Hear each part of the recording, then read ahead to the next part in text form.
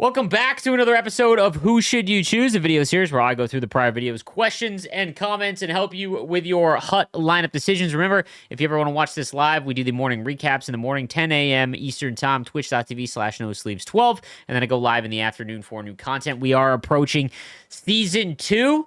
A lot of people are saying it's make or break. I don't think it's make or break. I think it's, well, maybe. It's going to be tough if it's not good. So new XP path and all of that comes out Thursday, I believe. So be sure to tune into the stream for that. We're going to break it all down, and then I'll have a video going over it as well, so don't worry about that. All right, let's get into today's comments. All right, so we'll start first with Joe. He says, can I say that I love endurance drains the way that it does? There is so much one can add to a hockey game, and I feel this is a game in a game. Managing lines more is amazing, and just like in real hockey, some NHLs tend to stay on the ice a little longer and are drained when going back. I know EA will tweak this in the future to fix some issues of the player stuck on the ice and not changing, but it helped me choose players with higher endurance. I think this is the best NHL Ultimate game we've received, and I have played them all. Each player feels different, and the fantasy defenseman's like, wow, when they hit, I feel it. This is like, I want to highlight this because it's so crazy that the player base in NHL is so vast in their opinions, right? Like, I feel like there's probably going to be a ton of people that watch this and are like, what are you saying? So I do like the fact that the endurance does kind of make you use all of your lines. I just feel like if we were doing it in terms of like a ratio, like, I want to be able to use it for more than one rush. But the problem is in the NHL video game, it's being played way faster than real hockey. So, like, you go end to end just like a ton of times. But I just want to use my favorite players and my top end guys a little bit more. And it's tough when your best players have such little endurance and it kind of nullifies all of their other attributes, right?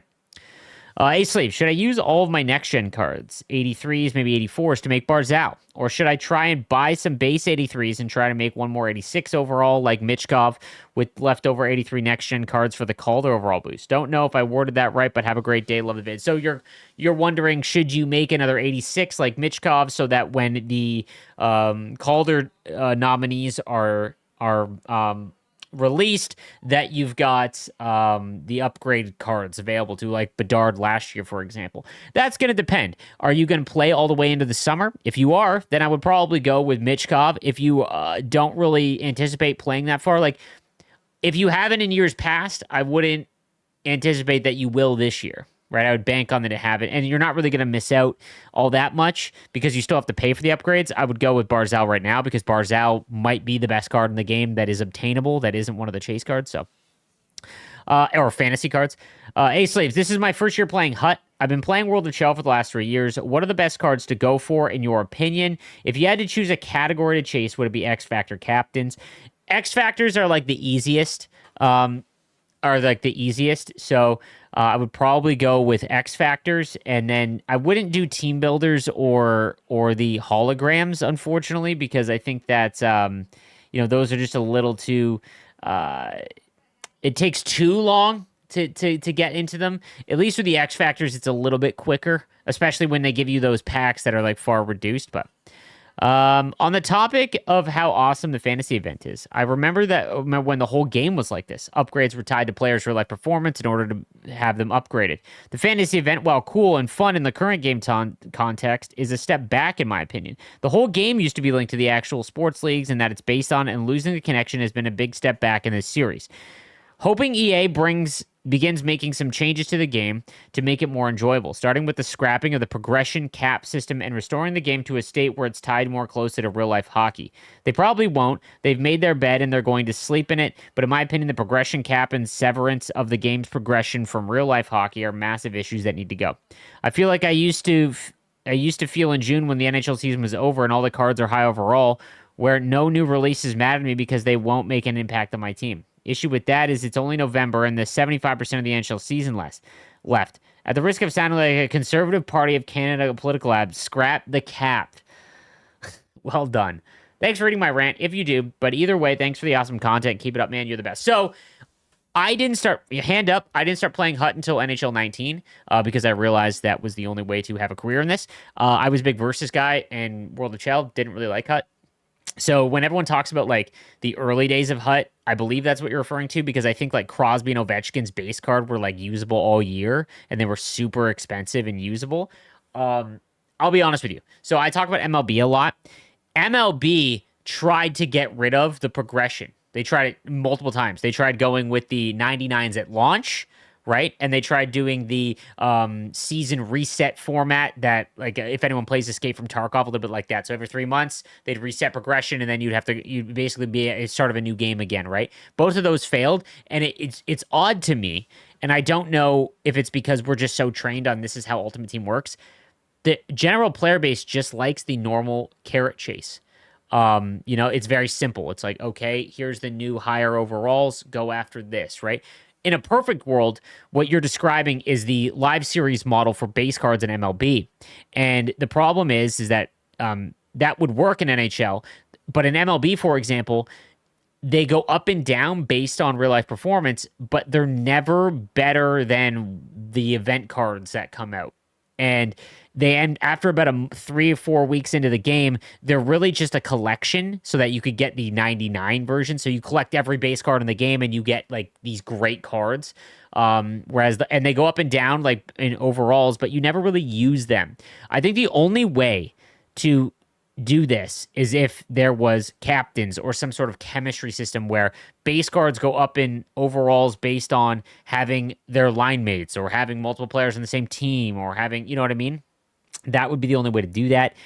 What you're talking about in terms of it being disconnected from the actual sport, that I agree with, because the major issue that we're having right now, it kind of all came to a head in yesterday's content, is that they have now removed prime times, live moments. There's only 6 team of the week cards. There's like no content that is directly tied to the real thing. And they've basically made it where they don't have to watch the sport. And it's just set it and forget it nonsense. And you end up with 2 Eric Dazes from the same, that was a joke to me. And I agree they need to address that. I listened to you since launch, never spent any coins, sold everything, and made Hudson Celebrini, and I also made Barzal, and I still have 2 million coins. I'm free to play thanks to the videos. Love to hear that, man. Again, I think this year it was very tough to give you guys advice on what to do because it was so different and no one has any idea how the content team is going to operate. Every event you have to go in anticipating that it is not going to be like years past. Even Team of the Year, I expect to operate completely differently. I don't even know if they'll have prior MSP trade-ins. Like I wouldn't even anticipate that. But I'm happy. Like I'm more conservative when it comes to my advice because I know that you guys don't have a lot of time or a lot of like coins and stuff like that. So I'm always very safe in that aspect. And sometimes that costs people a lot of coins because they don't take advantage of things. But I try and just keep it safe for you guys. Ghost says, I couldn't disagree more about nerfing D2D one-timers even more.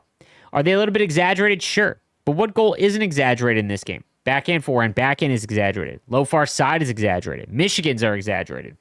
One-timers from the point being effective is the only thing keeping people honest on defense. The real issue is so many people don't have the patience to learn how to play defense. Too much of this player base believes defense just means aggressive forecheck in the offensive zone and take the puck back. But make them defend in their own zone and suddenly shots go in too much. Block shots, jump the blue line, pass, use defensive skill stick. If you make one-timers from the point no longer a threat, people will just go back to skill zoning and collapsing in front of the net to defend, curling into the slot and cross creases. Point shots are going into the best damn thing to happen in this game in a long time, close to a decade. So this again is I wanted to highlight this because it's much like the endurance comment because a lot of people will agree and disagree with this. I think that there is a perfect world where here is how I would my perfect game of hockey. Does it happen in real life? And does it happen at roughly the same level in real life? Unscreened D2D one-timers do not go in. Very rarely. I would say on a D2D one-timer from the point unscreened that a goalie can see, what are we talking? Like 5% of the time, right? Does it cause chaos and goals afterwards? Absolutely. And that's a whole other combination, right? So again, I think but if you have someone that's screening or if you have someone that tips the puck home, then yes, that should go in, right? So that's where I think it's the unscreened D to D one timers. I don't think they should blanket nerf D to D one timers because that would be silly. Because D to D one timers do go in real life. That's the only thing. I think the issue is that at the higher end of the game, what ends up happening, if you watch me play, I'm in Division 2, and I very rarely get DDD one-timer scored on me because I can sit at the point and I can stop the DDD one-timers. The issue is that your AI doesn't really do that. Even if you have tight points set, you kind of have to manually do it. They're closer, but they don't jump the lane, right? You have to do that sort of manually. When you start playing players in Division 2 or higher, the problem is when you sit there to defend that, they can eat you alive in the slot, right? And yes, the skill gap there would be okay, defend that, right? But player switching in NHL 25 is a disaster, and it has been for years. So until they address player switching, defending this meta is frustrating at the higher end of the game. I've said this before. I think that for the lower division players, if you just sit at the point, you can feast on people that are DDD firing DDD one-timers, right? And I think that it is a viable way to score in real life, right? I just think that they need to address that. But the problem is any sports video game, doesn't matter what sport video game we're talking about, the higher division that you get, the less and less it looks like the real sport. And that is an issue with any sports game. I can't stand playing people who spam the one-timer, especially when I'm literally in front and it somehow goes through me. I just tend to throw every puck on net and play how I want my team to play in real life.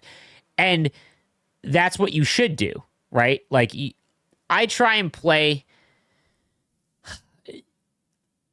looking for the proper play, and then I'll get to a point where I'm losing a bunch, and I'm like, okay, I need to, and again, that's the downfall of playing in a higher division in a sports game, is that you have to play the game and not the sport.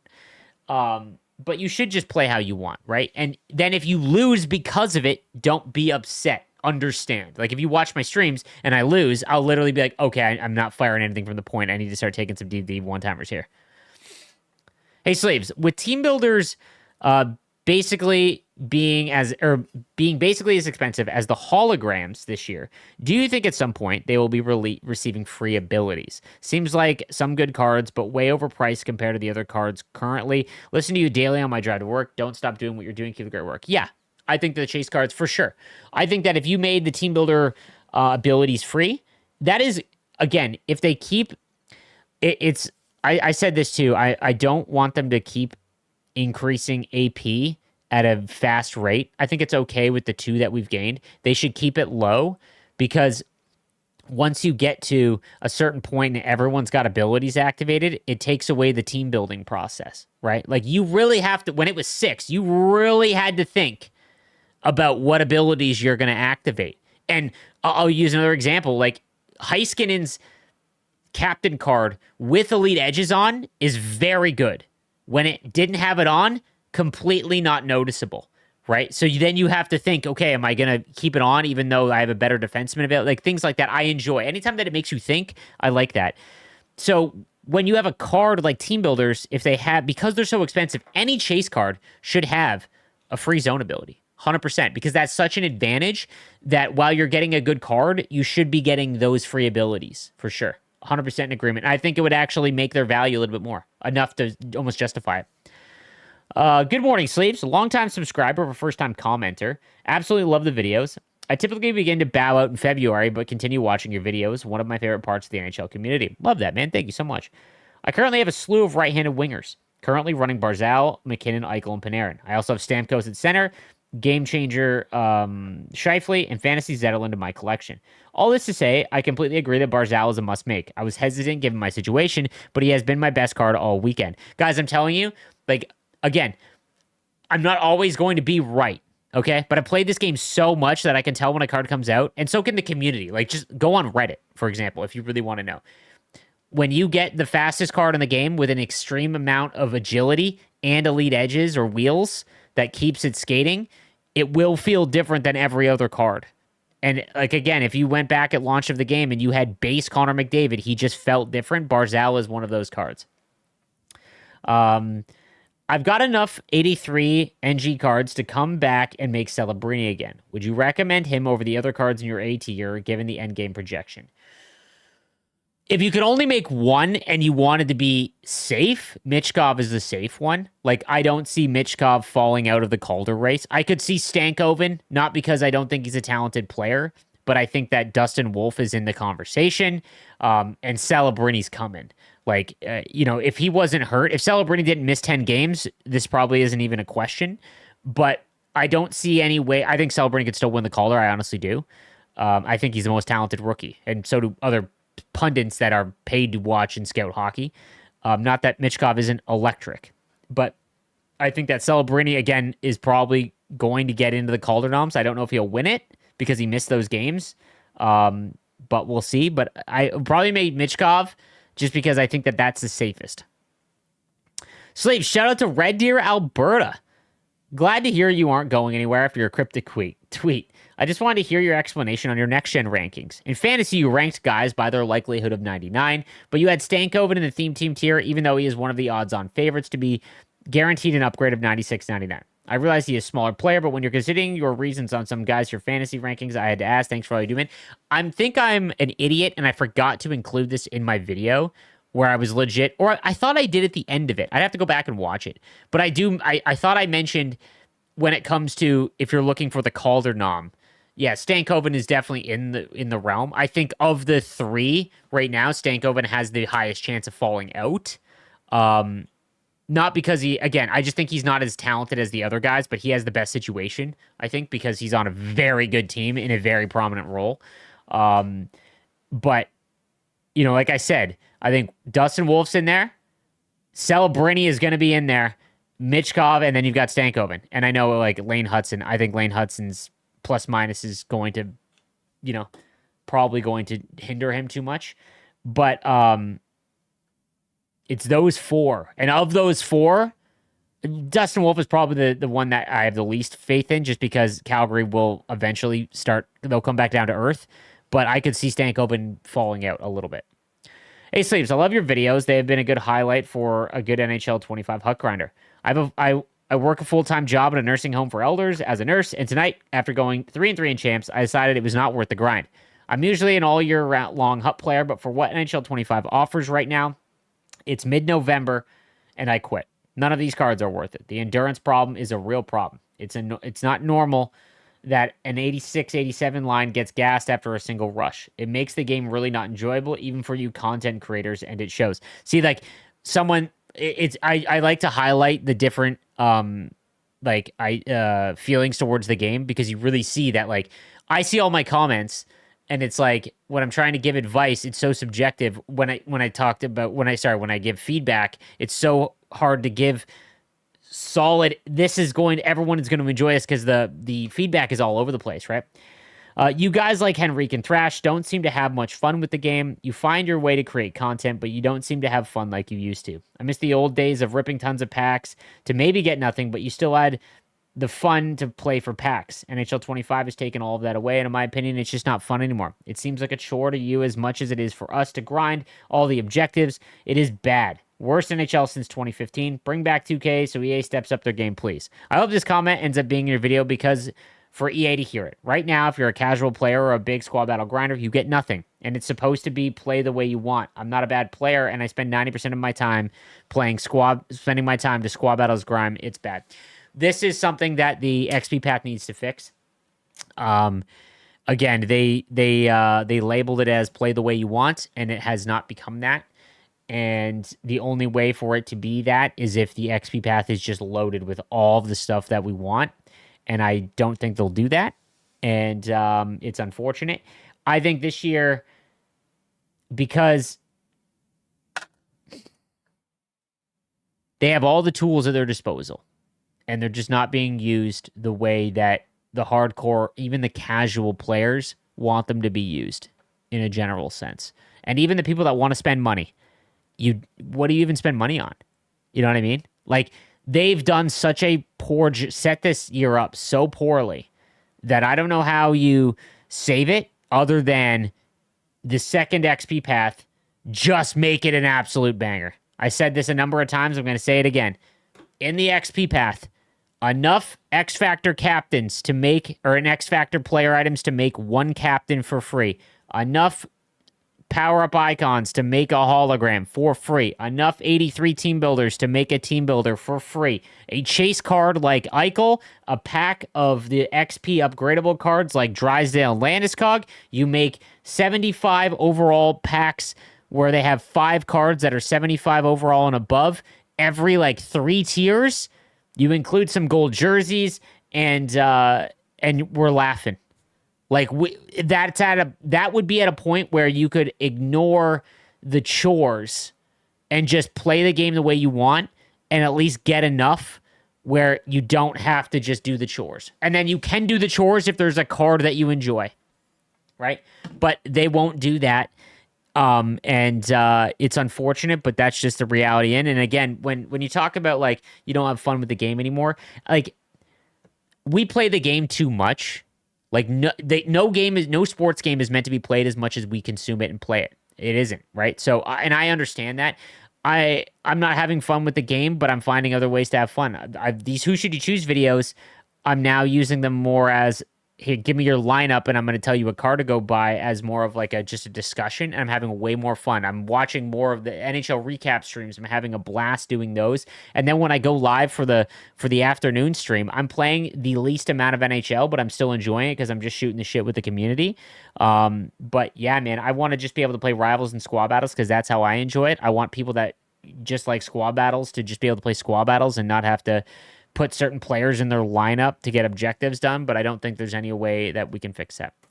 That being said, again, you got to tune in. It might be a dumpster fire, but hell, it's must-watch content with the new XP Path coming out on Thursday. Make sure you're in the stream. I'll have a video breaking it all down right after. But thank you guys again for watching. I'll see you next episode. Have a good one.